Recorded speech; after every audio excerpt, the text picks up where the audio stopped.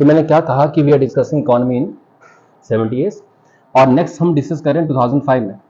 तो 2005 में एक स्कीम लॉन्च हुई, नाम उसका नरेगा था, जिसका फुल फॉर्म है national rural employment guarantee act.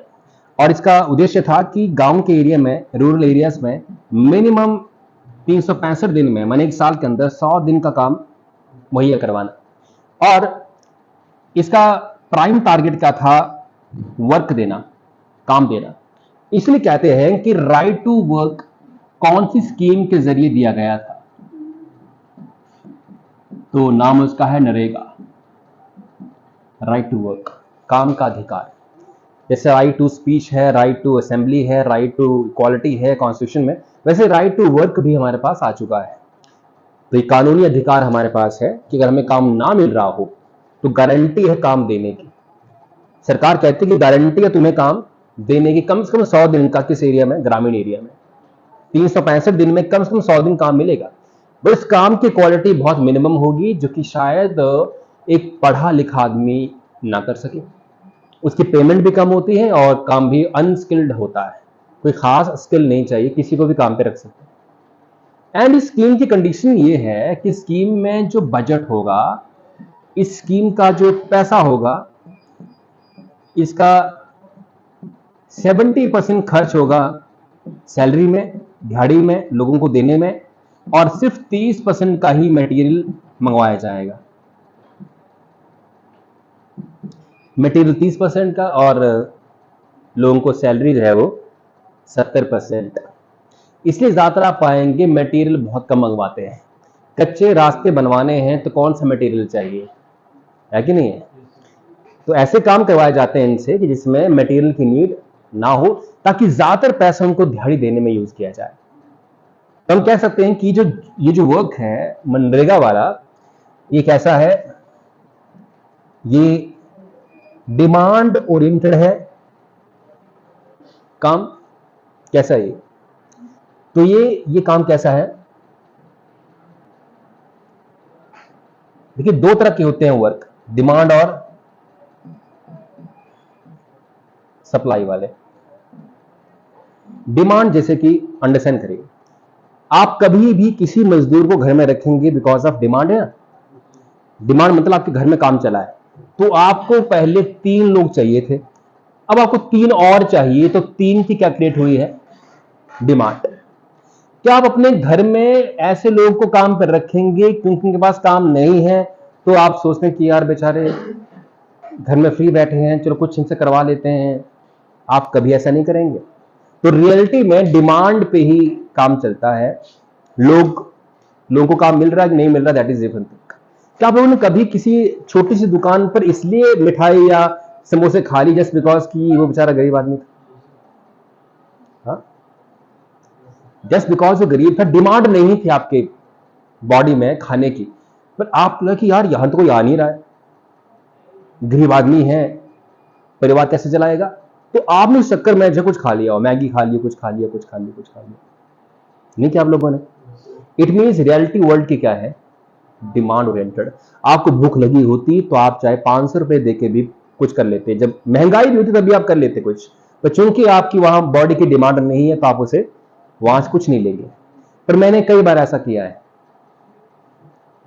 पिछले कल ही मैं जलेबी खा के आया हूं और परिणाम अब तक भुगत रहा हूं उसका। ये फैक्ट है। आप लगता है कि टपरी खोल के बैठा है, क्या करेगा, इस चक्कर में आप ट्राई कर लेते हैं और झूठ बोलते हैं कि कल जलेबी बनाई हुई, जलेबी 10 दिन की बनी हुई थी, मक्खियों उस पे मतलब तांडव कर रही, पर लेकिन मैं खा ली। तो दिस इज द पॉइंट कि सप्लाई और डिमांड दो चीजें होती हैं। रियलिटी वर्ल्ड के क्या है? डिमांड होगी तभी काम देंगे, पर कई बार सरकार लोगों के ऊपर रहम खाती है कि चलो पैसा नहीं है, काम नहीं है, काम इनको दे देते हैं। तो कई बार एग्जाम में सवाल आया कि नरेगा स्कीम डिमांड ओरिएंटेड है कि सप्लाई ओरिएंटेड है? तो उत्तर है सप्लाई ओरिएंटेड। मींस अगर पंचायत में 15 लोग अप्लाई कर दें, पंचायत के अंदर 15 लोग जॉब के लिए, कि हमें नरेगा के तहत क्या चाहिए, जॉब चाहिए, तो 15 को देनी ही पड़ेगी, काम ढूंढना पड़ेगा। नॉर्मली क्या होता है, काम पहले क्रिएट होता है, फिर लेबर बढ़ाई जाती है। इस केस में क्या है?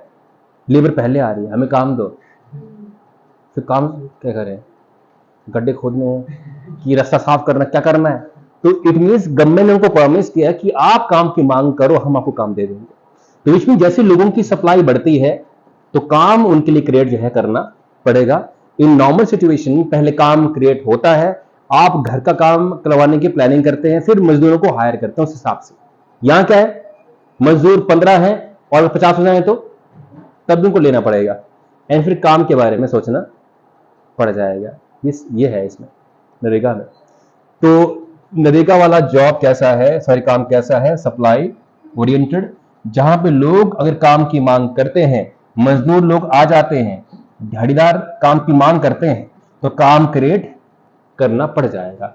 इन नॉर्मल सिचुएशन काम पहले होता है, फिर लोग हायर किए जाते हैं। यहां पे लोगों को पहले हायर किया जा रहा है, फिर उनके लिए काम क्रिएट किया जा रहा है। सही कि नहीं? यही रीजन है कि जो नरेगा का काम है क्वालिटी वाइज नहीं होता है, क्योंकि लोग काम के लिए आ जाते हैं और प्लानिंग करनी पड़ती है, उसके बाद फिर काम क्या करवाया जाए। Right, this is the point, this is the problem. अब बात की जाए नरेगा के बाद नेक्स्ट है 2008 का किस्सा। ये भी कई बार पूछा गया एग्जाम के अंदर, छोटे मोटे एग्जाम में। हाँ जी, नहीं नहीं, ऐसा ऐसा नहीं है। पंचायत में प्रस्ताव पड़ता है कि आपने क्या करवाना है, कि पैसा आया है, आप क्या करवाना चाहते हैं। ये जरूर है कि प्लानिंग होती है, गांव के लेवल पे प्लानिंग होती है कि आप क्या चाहते हैं, क्या पानी का जो व्यवस्था है वो ठीक करना चाहते हैं, या मवेशियों का रास्ता आप ठीक करना चाहते हैं, या आप लाइट्स लगवाना चाहते हैं, स्ट्रीट लाइट्स। तो आपके ऊपर डिपेंड करता है कि आपने किस चीज की मांग की है। पर क्या स्ट्रीट लाइट्स लगा सकते हैं लोग मनरेगा वाले? वो टेक्निकल जॉब है, वो नहीं कर पाएंगे। नेचुरली वही रास्ते कच्चे से पक्के करना, कुछ ऐसे ही काम कर सकते हैं। तो मेरा पॉइंट इसमें क्या है कि आप जो कह रहे हैं वो भी ठीक है कि पंचायत में प्रस्ताव पड़ते हैं कि हमारे पास इतना पैसा है और हमें ये चीज करनी है, ये तो ठीक है। पर जब जब टास्क मनरेगा की आती है तो उसमें पहले लोग काम की मांग करते हैं, फिर काम क्रिएट। मान लो सिचुएशन हुई कैसी कि मनरेगा के काम कोई मांगने नहीं आया, फिर क्या होगा? कोई मनरेगा का काम मांगने नहीं आए तो ये काम होंगे नहीं फिर इस तरह से जो हो रहे हैं। तो पहले लोग काम की मांग करते हैं, फिर उस हिसाब से काम क्रिएट किए जाते हैं। इसका बड़ा एग्जांपल है कोविड-19। तो कोविड-19 में कई मजदूर यूपी बिहार वाले घर वापस गए।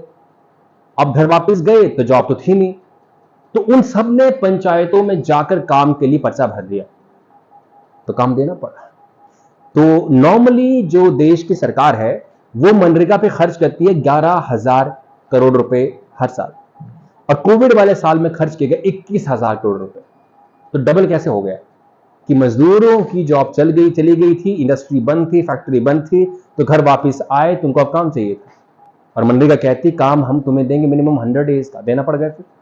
तो मनरेगा का काम सबसे ज्यादा कब हुआ? कोविड-19 के समय में, जब लोगों के पास काम नहीं था, तब हुआ था ऐसा। सही नहीं ना? 2008 में ऐसा क्या हुआ? तो 2008 में एक कार लॉन्च हुई,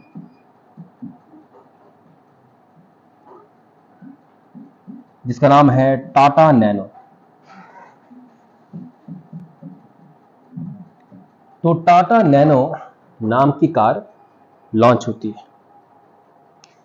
आपने देखी कार ये वाली?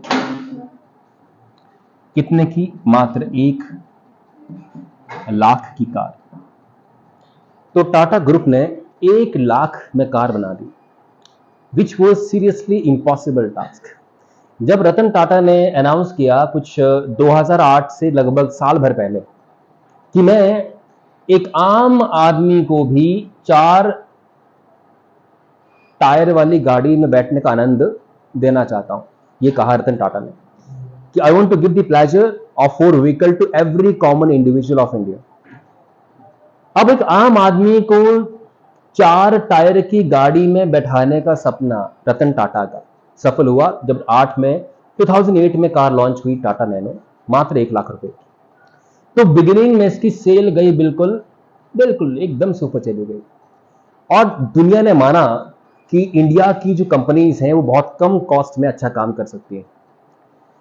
उसके बाद क्या हुआ, इसकी सेल एकदम से नीचे गिर गई, ये फेल हो गई। बिगनिंग में इसको इतना सराहा लोगों ने और एकदम से ये फेल हो गई, तो कारण क्या था फेल होने का? रीजन ये था कि जब टाटा ग्रुप ने इसको प्रमोट किया, तो उन्होंने कैसे प्रमोट किया? सबसे सस्ती कार, ऐसे प्रमोट किया, है ना? तो जो भी टाटा नैनो चला रहा है, लोग क्या बोल रहे हैं? सस्ती कार ही है कि नहीं है? और इंडियंस हम लोग, हम होते हैं पाखंडी। हम नहीं चाहते कि हमारी शर्ट का प्राइस किसी को पता हो, हमारे जूते का प्राइस किसी को पता हो, ताकि हम फेंक सके। Right? Is it true not? गांव या देहात में या इवन छोटे शहरों में जब एक पर्सन बाहर जॉब करने जाता है, तो गांव वाले पूछते हैं उससे क्या सैलरी है, 20 होती 80 बताता है, उनको हार्ट अटैक। राइट? तो आडंबर और पखंड तो भर भर के हैं। तो इंडिया में कोई नहीं कहता, आप खुद जानते हैं कि आप जब भी किसी चीज का प्राइस बताते हो किसी को भी, तो ज्यादातर केस में आप क्या बोलते हैं? थोड़ा सा ज्यादा करके बोलते हैं, इतने किया ही। राइट? हम चाहते सस्ती चीजें, पर किसी को मालूम नहीं चलना चाहिए कि सस्ता है ये। राइट? इसी चक्कर में ये बर्बाद हो गए। इन्होंने प्रमोट ऐसे किया कि सबसे सस्ती कार है दुनिया की। तो इंडियन कोई नहीं चाहता, गरीब से गरीब आदमी नहीं चाहता कि उसे लोग ये बोलें सब सस्ती कार में तो बैठा हुआ है, ये सब सस्ती है। इस कारण से कार इतनी फिर बिक नहीं पाए। तो सबसे सस्ती कार वर्ल्ड की लॉन्च हुई 2008 में। तो कई बार एग्जाम में आया हुआ कि world cheapest car Tata nano was launched in which year? 2008, 1 lakh रुपए में मात्र। इसके बाद 2009 की बात करेंगे। 2009 में ऐसा क्या हुआ? तो 2009 में नेक्स्ट स्टेप हमारे पास है कि 2009 में आधार कार्ड लॉन्च हुआ।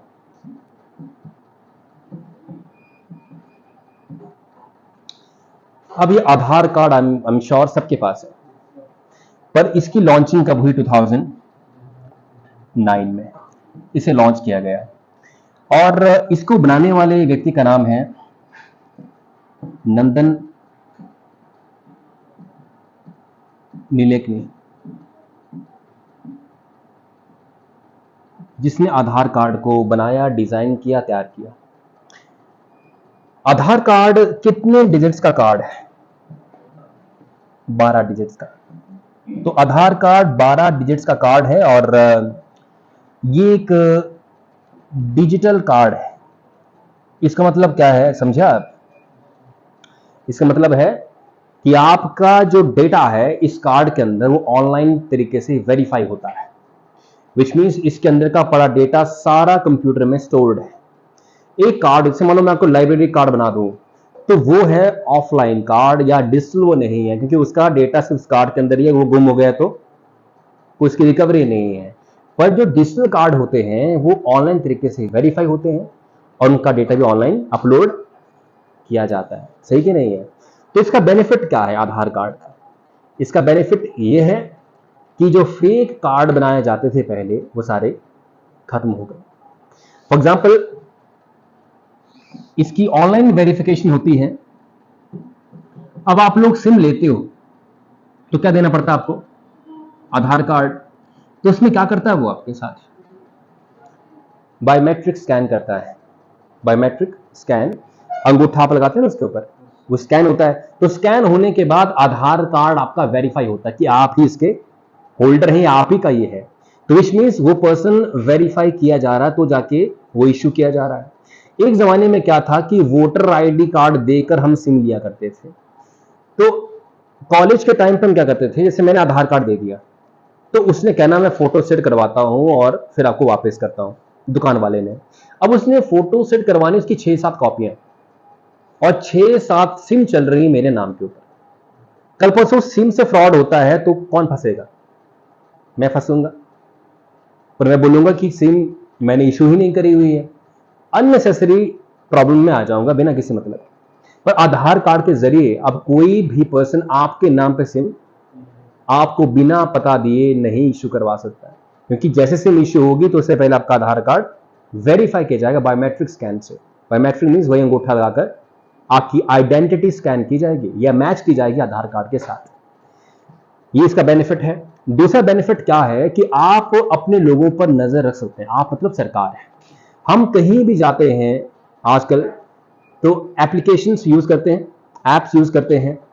उन ऐप में जो सिम है, सॉरी उस फोन में जो सिम है, वो सिम कैसे इशू की गई है? आधार कार्ड के जरिए जारी की गई है। और आजकल, हाँ जी गुड मॉर्निंग, आजकल आप किसी भी होटल में जाते हैं तो आप से वो क्या मांगते हैं? आधार कार्ड।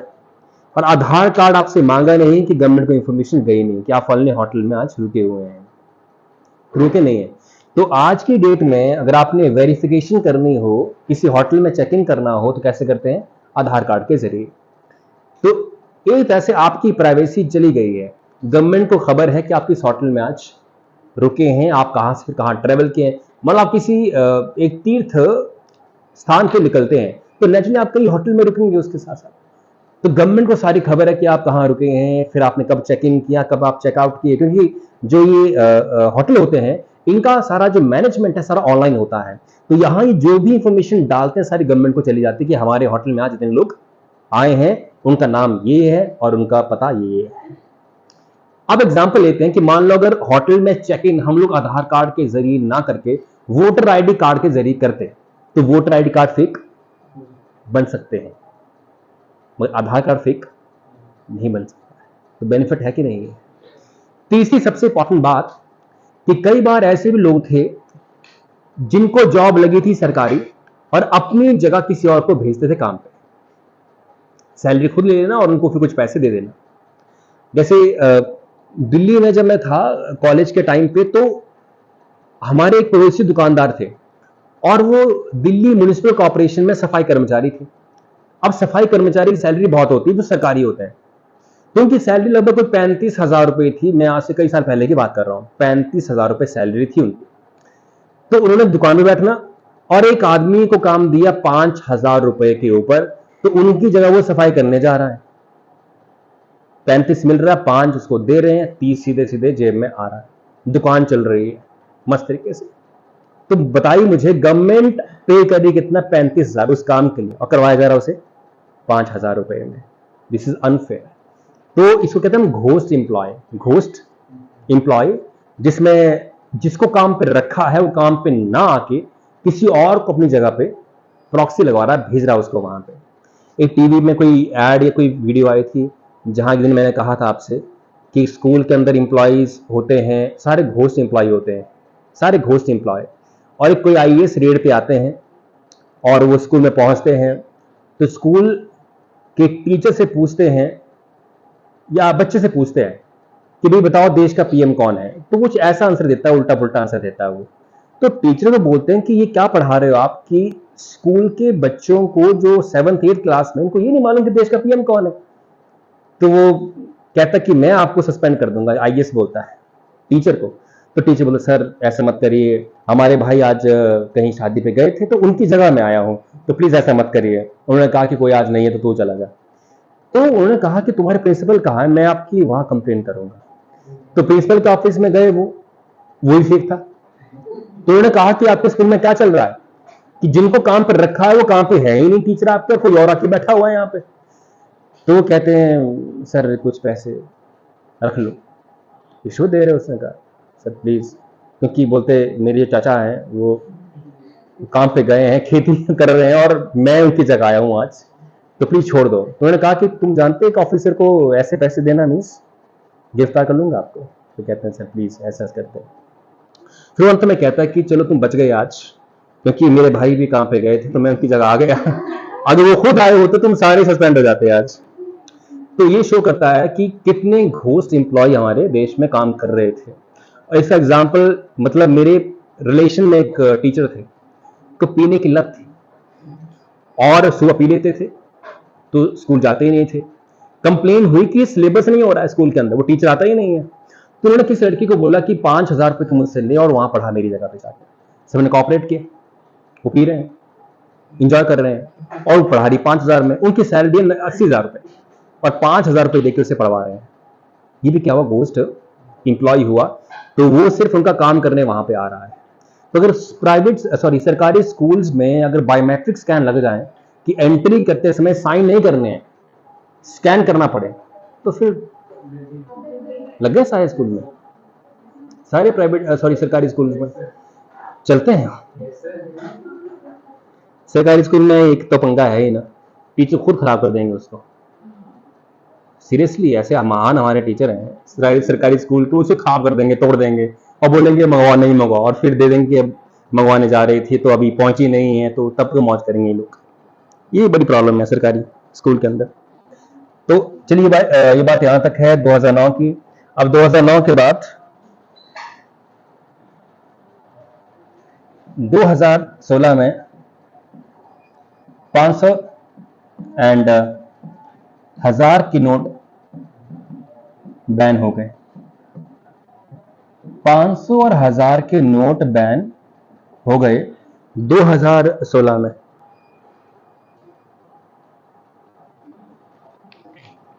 राइट, सही।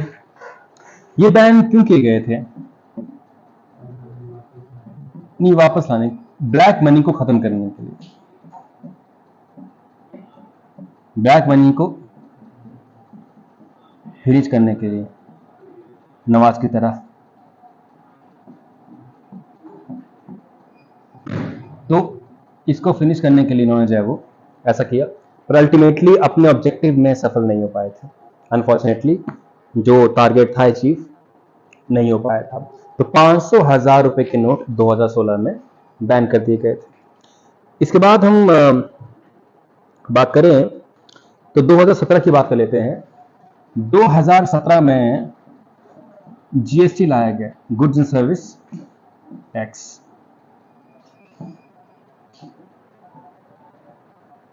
गुड्स एंड सर्विस टैक्स ये इंट्रोड्यूस किया गया 2017 के अंदर, जीएसटी। और फाइनली 2019 की बात करते हैं। तो 2019 में निर्मला सीतारमन